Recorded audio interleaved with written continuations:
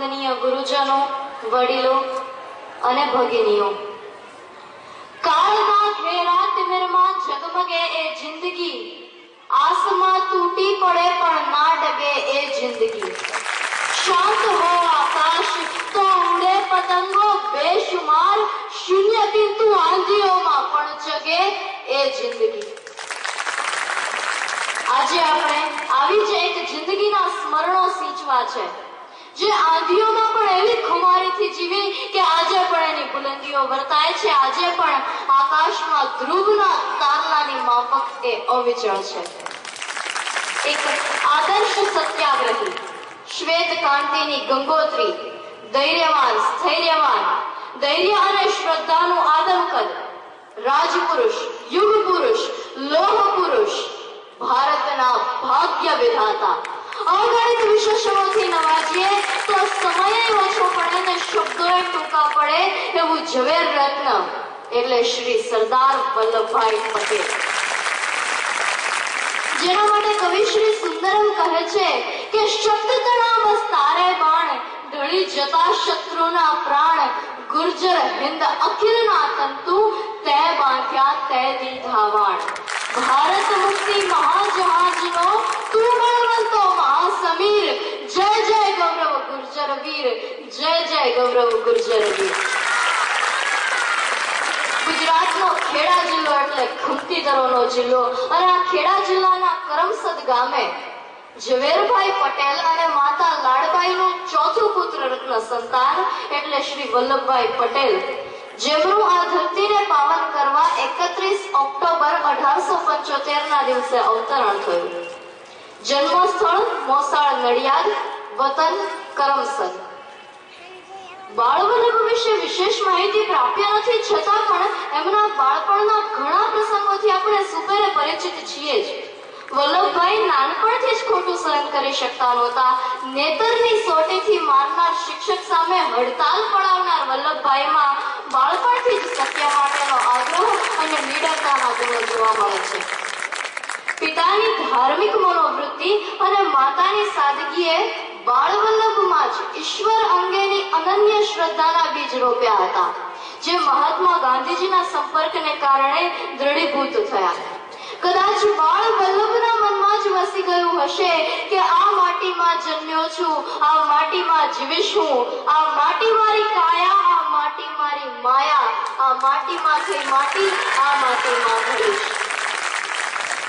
1875 જન્મ, 1891 અંગ્રેજી 5મું ધોરણ કરમસદમાં રહીને જ ભણ્યા. એ વખતે અંગ્રેજી 5મા ધોરણથી શરૂ થતું. 1893 કરમસદથી પેટલાદ પગપાળા જઈને ભણ્યા.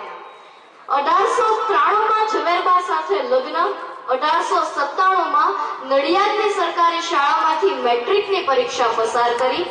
1900 ઘરે જ અભ્યાસ કરીને જિલ્લા વકીલની પરીક્ષા પસાર કરી અને ગોધરામાં વકીલાત શરૂ કરી. 1912 middle temple college, England barrister પ્રથમ વર્ગ પ્રથમ નંબરે ઉત્તીર્ણ થયા. 50 પાઉન્ડનું પ્રથમ ઇનામ પણ મેળવ્યું, પરંતુ પ્રયાણ ભારત તરફ કર્યું. ઠીકઠાક સુખી ઘરના કહી શકાય એવા વલ્લભભાઈ એ સમયે વૈભવી પાશ્ચાત્ય ઢબનું જીવન, સૂટ બૂટ અને પત્તાની બ્રિજની રમત સાથે જીવનનો લગભગ ત્રીજો ભાગ પૂરો કરી ચૂક્યા હતા. પરંતુ 1917 એમના જીવનમાં જે વળાંક આવ્યો એનાથી આપણને આપણા આજે જેને ઓળખીએ છીએ એ વલ્લભભાઈ મળ્યા. ઈસવીસન 1917, ગામ ગોધરા. પ્રસંગ ગુજરાત પરિષદનું રાજકીય અધિવેશન અને વલ્લભભાઈનો હોદ્દો મંત્રીનો. આમંત્રિત તરીકે ઉપસ્થિત હતા શ્રી બાળ ગંગાધર તિલક, શ્રી મોહમ્મદ અલી જિન્હા અને શ્રી મોહનદાસ કરમચંદ. એ વખતે વલ્લભભાઈને ગાંધીજી વિશે સંપૂર્ણ પ્રતીતિ થઈ ગઈ કે આ એક નોખી માટીના જ માણસ છે, જે તિલકજીને પણ કહી શકે કે આપ અડધો કલાક મોડા આવ્યા તો સ્વરાજ પણ અડધો કલાક મોડું આવશે. અને જિન્હાજીને માતૃભાષામાં જ બોલવા આગ્રહ કરે. અને એ સમયે સ્વતંત્રતાના ઓરતા સજાવીને ઉભેલા વલ્લભભાઈના સરફરોશીના શિખરો પરથી મહત્વાકાંક્ષાનો લાવારસ ફૂટી નીકળ્યો. એમનું અંતર હવે એમને વધુ ને વધુ ઊંચાઈએ ખેંચી રહ્યું વલ્લભભાઈ એ સમયે સ્વાતંત્ર્ય સંગ્રામની ચળવળમાં જોડાઈ ગયા. 1917માં સક્રિય રીતે કાર્યરત થયેલા વલ્લભભાઈના જીવનમાં ત્યારથી સ્વાતંત્ર્ય સંગ્રામની અવિરત લડતનો પ્રવાહ શરૂ થયો.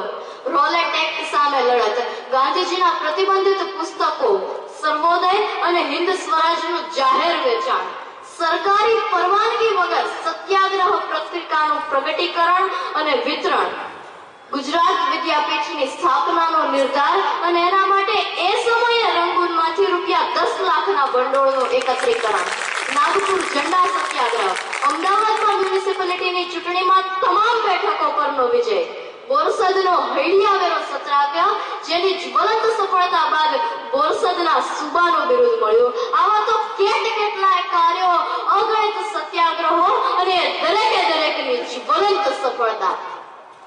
1917 થી શરૂ થયેલી આ યાત્રાએ 1928માં એક અભૂતપૂર્વ સિદ્ધિ હાંસલ કરી. સમગ્ર વિશ્વની જનતા જે ઘટનાની રજથી વાકેફ છે એ બારડોલી સત્યાગ્રહ. અંગ્રેજ સરકાર સામે કાળ બનીને ઝપટી પડેલા વલ્લભભાઈએ આ સત્યાગ્રહમાં અકલ્પનીય, અવર્ણનીય અને અદ્વિતીય રીતે વિજયનો અંગીકાર કર્યો. નાભિષેકો ન સંસ્કાર સિંહસ્ય ક્રિયતે મૃગૈઃ વિક્રમાર્જિત રાજસ્ય સ્વયમેવ મૃગેન્દ્રતા. વનમાં ક્યારેય સિંહનો રાજ્યાભિષેક કે રાજ્ય સંસ્કાર નથી હોતો. પોતાના પરાક્રમથી પ્રાપ્ત કરેલા રાજ્યનો તે સ્વયં જ મૃગેન્દ્ર વનરાજવીર કેસરી બની જાય છે. અને એ સમયે વલ્લભભાઈને પ્રસંગોચિત અને વ્યક્તિત્વોચિત બિરુદ મળ્યું, સરદાર. ત્યારથી શ્રી વલ્લભભાઈ સરદાર તરીકે ઓળખાયા, પરંતુ વાસ્તવમાં એ જ ભારતના ખરા સરદાર હતા, છે અને રહેશે. 1930માં પણ મીઠાના કાયદાનો ભંગ કરવા ગાંધીજીએ જે દાંડી કૂચનો કાર્યક્રમ જાહેર કર્યો, એનું પણ સમગ્ર આયોજન વલ્લભભાઈએ જ કરેલું હતું.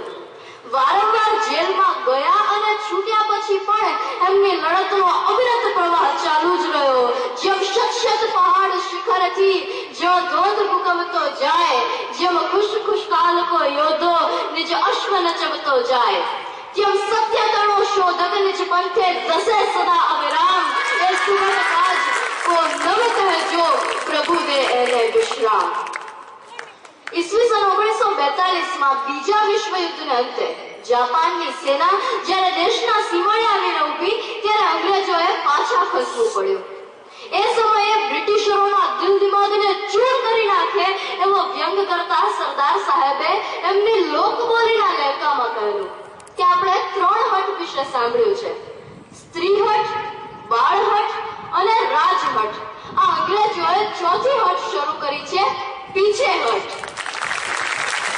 1942માં ગાંધીજીએ હિન્દ છોડો આંદોલનની જાહેરાત કરી એ પહેલા જ સરદાર સાહેબે અંગ્રેજોને ચોખ્ખા શબ્દોમાં જણાવી દીધેલું કે હવે તમે અમારું રક્ષણ કરી શકો એમ નથી. અમે અમારા જાનની બાજી લગાવીને અમારા રાષ્ટ્રનું રક્ષણ કરીશું. હવે તમે અહીંથી ટળો. 1947 માર્ચ લોર્ડ માઉન્ટબેટન ભારત આવ્યા અને 4 જૂન 1947ના રોજ એક અખબારી પરિષદમાં જાહેરાત કરી કે સત્તાની ફેરબદલીનો દિવસ 15 ઓગસ્ટ 1947 આવી શકે છે.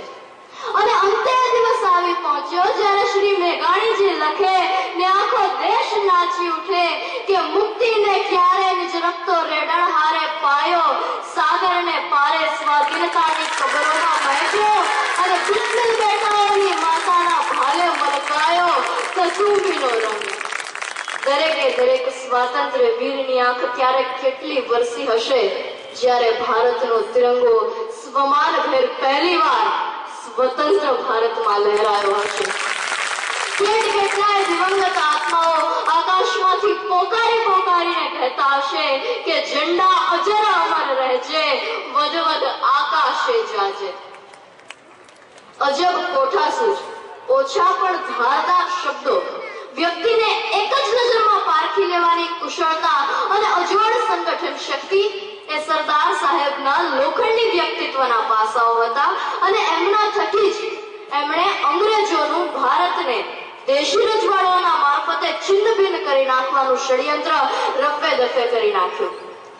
માત્ર 2 જ વર્ષના ટૂંકા ગાળાની અંદર 565 માંથી 562 દેશી રજવાડાઓને એક કર્યા બાદ સરદાર સાહેબે જે કડક નીતિ અપનાવી અને લશ્કરી રાહે જુનાગઢ અને હૈદરાબાદને ભારતીય સંઘમાં જોડી દીધા, તેના મીઠા અને કાશ્મીર પ્રશ્ને સરદાર સાહેબની સલાહ ન માનવાના માઠા બંને પરિણામો આજે ભારતની પ્રજા ભોગવી રહી છે.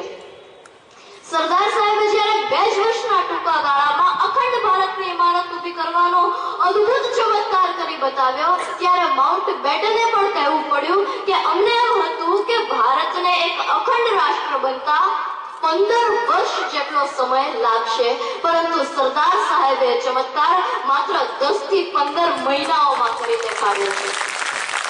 સરદાર સાહેબના વિશાળ વ્યક્તિત્વ, વિરાટ જીવનધારામાંથી તો એક આચમન લેવાય ને તોય ઘણું છે.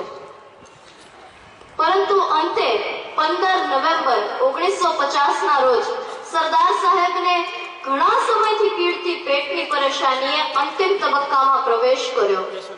અગમ્ય શક્તિનો પરચો આપતા અખંડ ભારતના શિલ્પી સરદાર સાહેબે જ્યારે 15 ડિસેમ્બર 1950 ના રોજ એક જ મહિનાની ટૂંકી માંદગી બાદ સવારે 9:37 કલાકે મહાપ્રયાણ કર્યું, ત્યારે સમગ્ર દેશના હૃદયમાંથી એક ગગનભેદી ચિત્કાર છૂટ્યો. અશ્રુઓની જળધારાએ હાહાકાર મચાવ્યો. વેગીના વાયુમંડળે ચક્રવાત સર્જ્યો. પૃથ્વી પોતાના પનોતા પુત્રને પોતાનામાં પાછો ખેંચી લેવા કંપી ઉઠી અને સૂર્યની લપકયગન જ્વાળાઓ વધુ તેજસ્વી થવા આ તેજોમય ચૈતન્યને પોતાના તરફ ખેંચી રહી. પંચમહાભૂતનો બનેલો સરદાર વલ્લભભાઈ પટેલ નામનો આ નશ્વર દેહ ફરી પંચમહાભૂતમાં ભળી ગયો. આત્મા તો અજર છે, પરંતુ નશ્વર દેહનું શું મૂલ્ય છે એ સમગ્ર વિશ્વએ એ દિવસે જાણ્યું. અને ત્યારે સૌ એકી અવાજે બોલી ઉઠેલા કે એની ભસ્માંકિત ભૂમિ પર ચણજો આરસ ખાંભી, એ પથ્થર પર કોતરશો નવ કોઈ કવિતા લાંબી, લખજો ખાક પડિયાહી સૌના લાડકવાયાની. વંદે માતરમ.